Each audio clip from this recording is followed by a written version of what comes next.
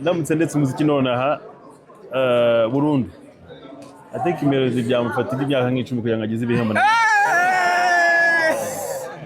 kuko honestly shout out to Melody, he's a great artist and I think has a decoration zimugize ziramukwiriye but I think ajya yibagirwa ko his big brother hari ibihembo nabonye way before he even started, hari ibyo nabonye even when he was actually working, hari ibyo ndi kubona n'ubundi now right now when he's actually present.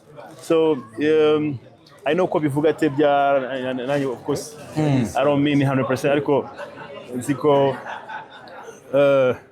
he knows better. Ubutumwa buri mu ndirimbo indabyo zanjye bwageze kuri ba nyirabwo, hari ibimenyetso uri kubona?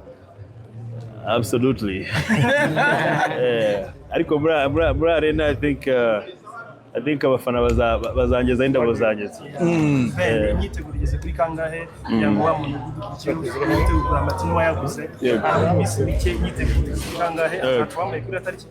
Absolutely. Ni igitaramo mu by'ukuri ko bivuze mu kanya cya gitaramo ngira ngo ndagira ngo bereke ishunguma kukibonamo, ni igitaramo gishaka kugaragariza East Africa ndetse na Africa cyangwa se isi muri rusange ko hani Kigali n'ibintu byose bibera tu.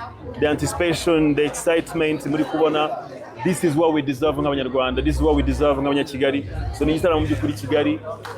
In terms of preparations, I'm ready. I'm good to go. Ubutumwa bwawe ku bakunzi bawe nyuma mu iminsi harimo abatazajya amahirwe yo kubona ubifuriza